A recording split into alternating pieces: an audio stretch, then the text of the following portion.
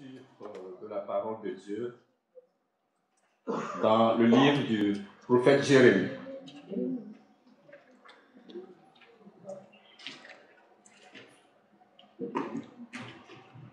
Jérémie chapitre 1, les versets 4 à 19. Jérémie chapitre 1, versets 4 à 19. L'Éternel m'adressa la parole en ces termes. Avant de t'avoir formé dans le sein de ta mère, je t'ai choisi. Et avant ta naissance, je t'ai consacré. Je t'ai établi prophète pour les nations. Je répondis, hélas Seigneur l'Éternel, je ne sais pas m'exprimer, car je suis un adolescent. Mais l'Éternel me répondit, ne dis pas je suis un adolescent. Tu iras trouver tous ceux auprès de qui je t'enverrai. Et tu leur diras tout ce que je t'ordonnerai. N'aie pas peur de ces gens, car je suis avec toi pour te protéger. L'Éternel le déclare. Alors l'Éternel tendit la main et me toucha la bouche, et il me dit, tu vois, je mets mes paroles dans ta bouche. Sache que je te confie aujourd'hui une mission envers les nations et les royaumes, celle d'arracher et de renverser, celle de ruiner et de détruire, de construire et de planter. L'Éternel m'adressa encore la parole en ces termes. Que vois-tu, Jérémie? Je répondis, je vois une branche d'amandier. Tu as bien vu, me dit l'Éternel. Eh bien, je veille sur ma parole pour accomplir ce que j'ai dit. Puis l'Éternel m'adressa une seconde fois la parole. Que vois-tu encore? Et je répondis, je vois un chaudron en train de bouillir et qui se trouve au nord. Et l'Éternel me dit, c'est en effet du nord que le malheur viendra se déverser sur tous les habitants de ce pays. Car je vais appeler tous les peuples des royaumes du nord, l'Éternel le déclare. Ils viendront et chacun installera son trône devant les portes de Jérusalem, face à tous ses remparts et à tous ceux des villes de Juda. Et je rendrai mon jugement contre les habitants de ce pays pour tout le mal qu'ils ont commis, parce qu'ils m'ont abandonné, afin d'offrir des sacrifices à d'autres dieux et de se prosterner devant les dieux qui se sont fabriqués. Toi donc, mets ta ceinture et lève-toi. Tu leur diras tout ce que je t'ordonnerai. Ne te laisse pas terrifier par eux, sinon c'est moi qui, devant eux, m'en vais te terrifier. Et moi, je fais de toi comme une ville fortifiée, comme un pilier de fer et un rempart de bronze face à tout le pays, face au roi de Juda, à ses ministres, à ses prêtres et à son peuple. Ils vont combattre contre toi, mais ils ne l'emporteront pas, car je suis avec toi. L'Éternel le déclare, je te protégerai. Amen. Prions. Éternel mon Dieu, nous venons à toi encore ce matin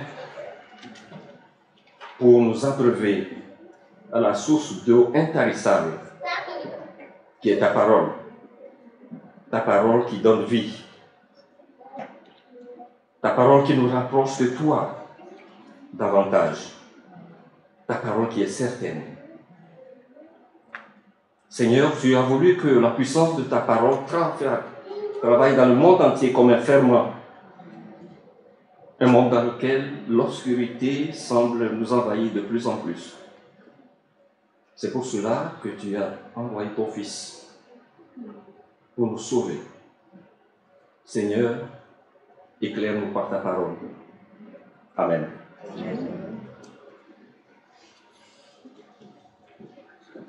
Le prophète Jérémie était un jeune homme. Il est né dans une famille sacerdotale, à Ananoth, à quelques kilomètres au nord de Jérusalem.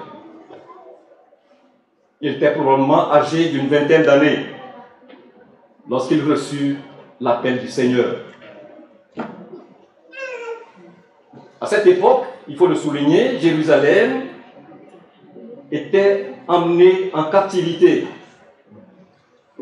La Judée était soumise à la Syrie qui lui avait imposé un tribut. Et Jérémie commença à proclamer le message de Dieu à Juda au moment où la puissance assyrienne se désagrégeait. Jérémie était un jeune homme très sensible à l'influence spirituelle. Il était lucide et impartial dans son jugement. Et personne ne pouvait le corrompre, ni par de l'argent, ni par la flatterie. Jérémie était animé par un esprit d'adoration. Du début jusqu'à la fin, si vous parcourez le livre de Jérémie, c'est l'exemple classique de l'individu religieux.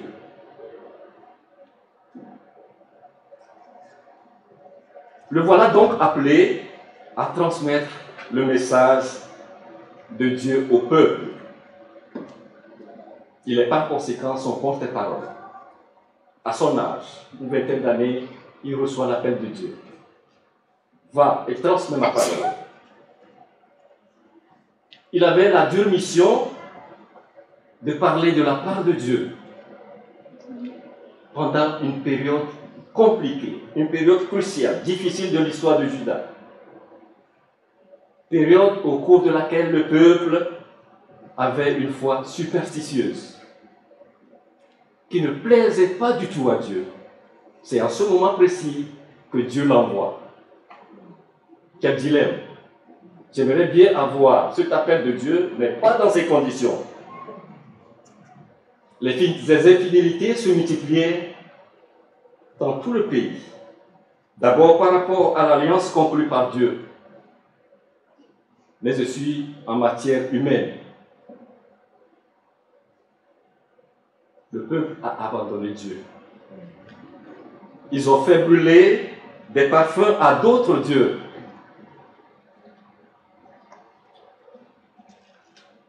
Et ils pensaient que le temple de Jérusalem était comme une amulette qui les protégera. Le peuple préfère se confier à des alliances politiques avec des empires qui l'entouraient plutôt qu'avec celle de l'Éternel. Plus tard, le prophète Jérémie va assister à la destruction de Jérusalem et du temple qu'il a lui-même annoncé.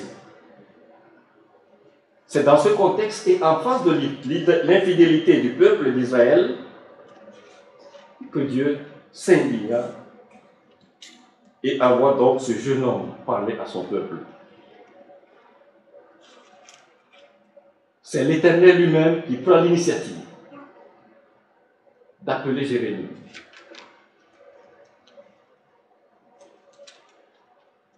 Auparavant, le Seigneur l'avait fait pour Moïse. La parole du Seigneur s'adressa à moi. Et cette phrase revient comme un refrain, du début jusqu'à la fin. C'est en cela que Jérémie avait une certitude. Recevoir le message de Dieu à plusieurs reprises. En cela que Jérémie puisa aussi sa force pour accomplir sa mission.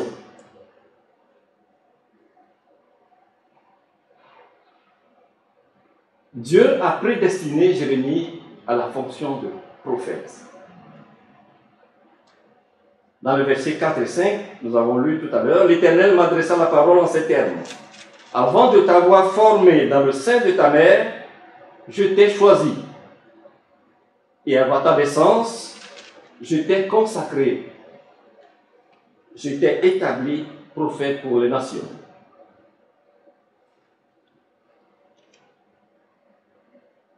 Avant le prophète Jérémie, l'apôtre Paul, lui aussi, fut choisi par l'Éternel. Un peu comme Jérémie. Tous deux sont de la tribu de Benjamin et ont reçu la mission d'être le porte-parole de Dieu auprès des nations. Aux Galates et aux Romains, l'apôtre Paul écrivait ceci. Dieu m'avait mis à part dès ma naissance, et dans sa grâce, il m'a appelé à le connaître. Cette lettre vous est adressée par Paul, serviteur de Jésus-Christ, appelé à être apôtre et choisi pour proclamer la bonne nouvelle de la part de Dieu. Étant donné que ces deux hommes ont été appelés par Dieu à une mission particulière, avant même qu'ils naissent, on peut logiquement se demander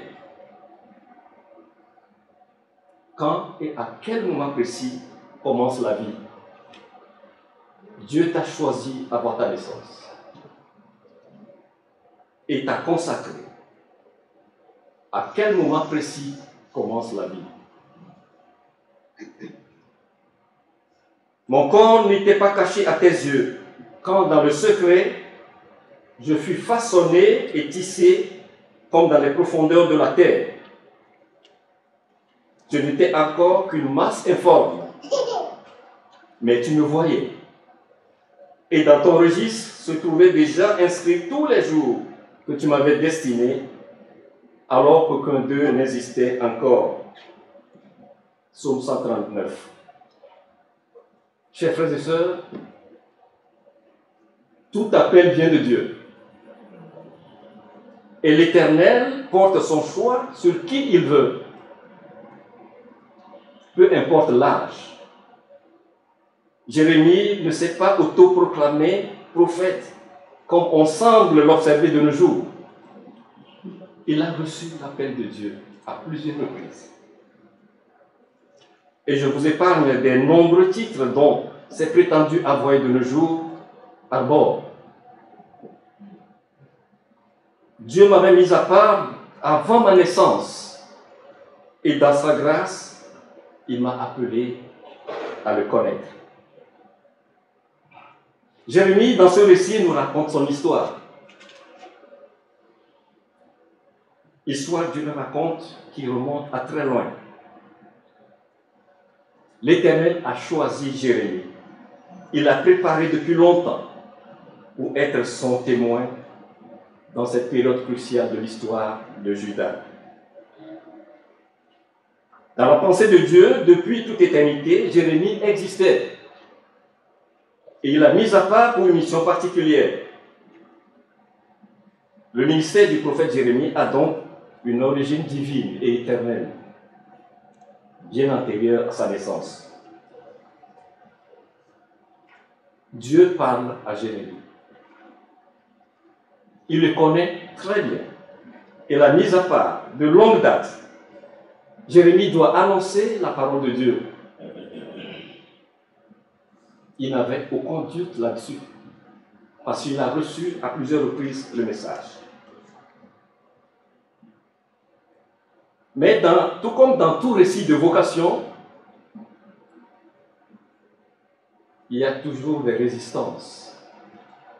Jérémie hésite, objectant qu'il n'a pas le savoir-faire.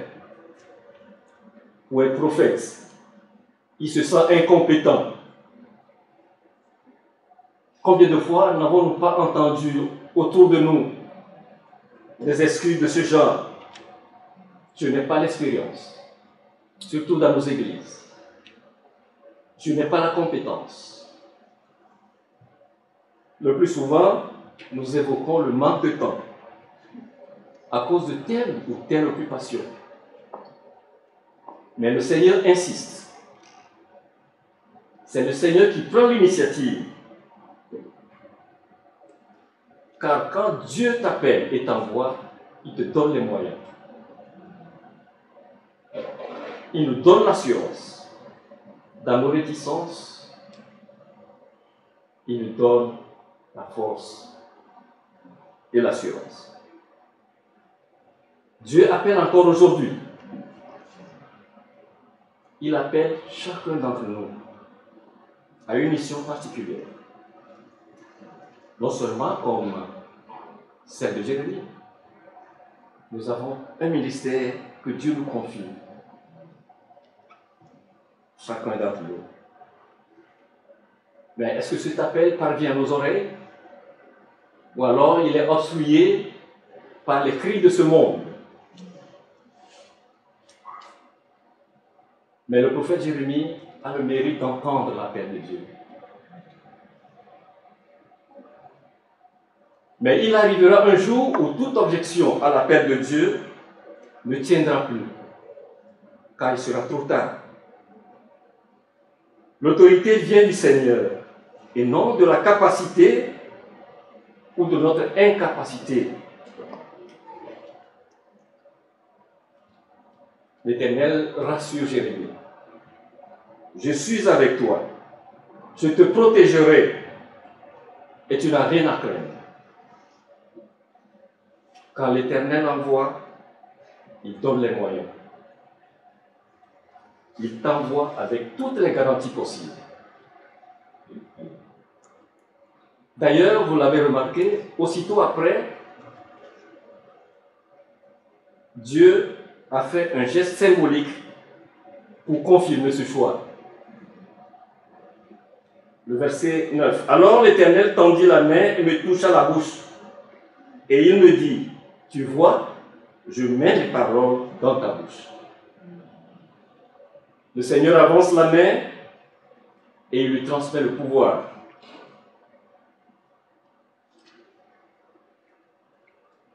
Pourquoi n'a-t-il pas choisi une autre partie du corps de Jérémie pour lui transmettre le pouvoir?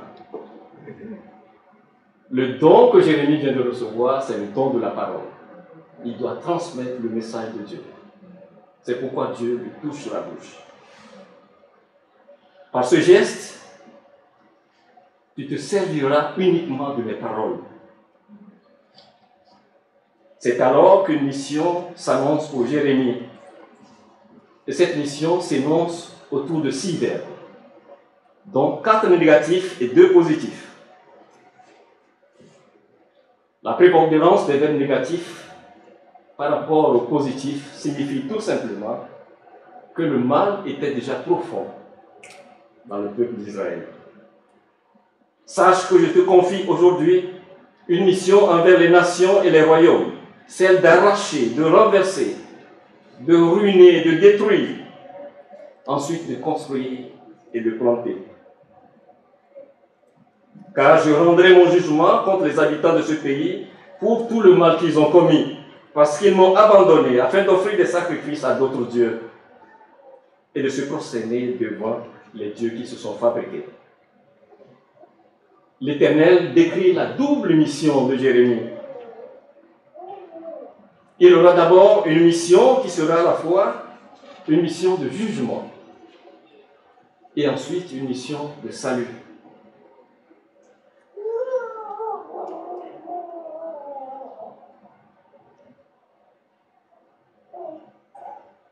La parole de Dieu a un double rôle.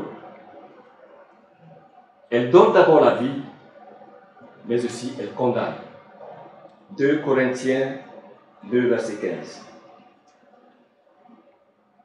Et tout ministère efficace et fidèle à Dieu aura ces 2 conséquences. Détruire d'abord et édifier. L'Égypte, Babylone et Jérusalem seront arrachés et détruits. Mais l'Éternel reconstruira le royaume d'Israël.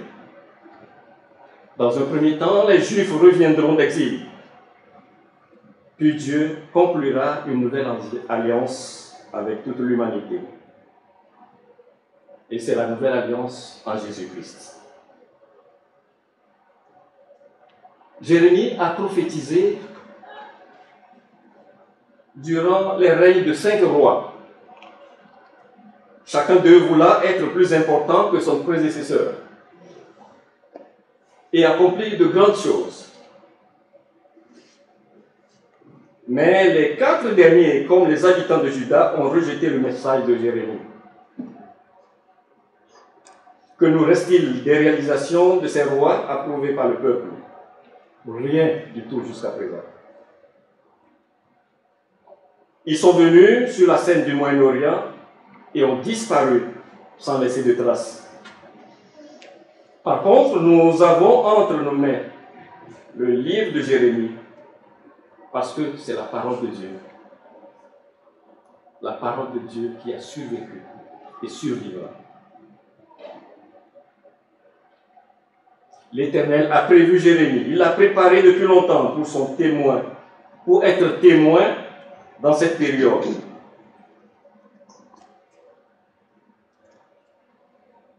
Et dans la pensée de Dieu, depuis toute éternité, Jérémie existe et l'a mise à part. Pour une mission particulière, le ministère du prophète Jérémie a donc une origine divine et éternelle. Son élection par Dieu s'est faite en 3 actes. Premièrement, il a été choisi. Ce verbe signifie habituellement connaître. Dieu connaissait avant sa naissance de Jérémie. Mais selon le contexte, il exprime l'idée de choix souverain de Dieu.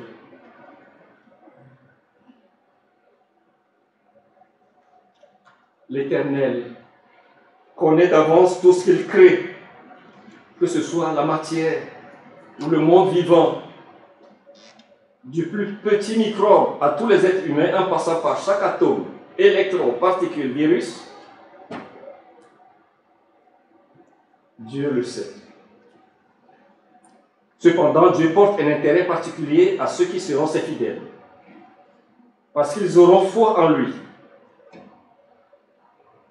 Aux Romains, l'apôtre Paul écrit ceci: ceux que Dieu a connus d'avance, il les a aussi destinés d'avance à devenir conformes à l'image de son Fils, afin que celui-ci soit l'aîné de nombreux frères. Deuxièmement, Jérémie a été consacré en vue d'un ministère prophétique. Et enfin, il a été établi prophète pour les nations.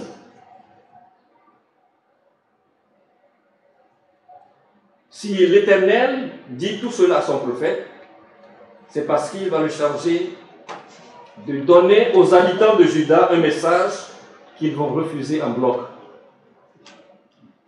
Et comme chacun le sait, il est toujours désagréable de se faire jeter.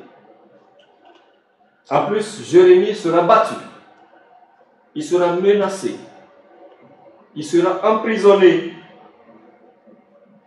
et ce qui est encore plus déplaisant.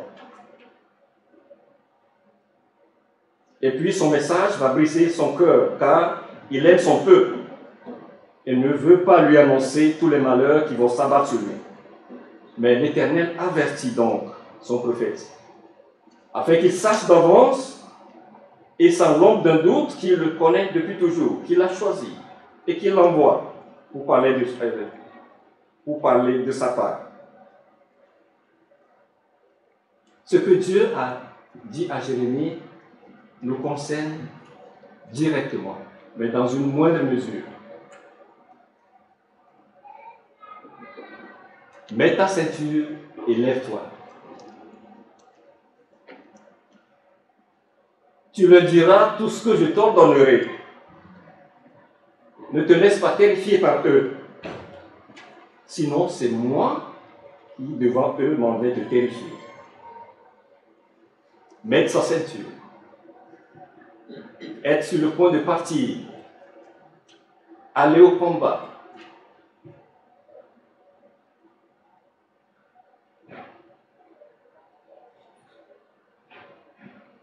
Jérémie sait d'avance qu'une foule d'ennuis l'attend et il ressent des sueurs froides. Et l'Éternel, sachant cela, l'avertit afin qu'il ne succombe pas à la crainte naturelle.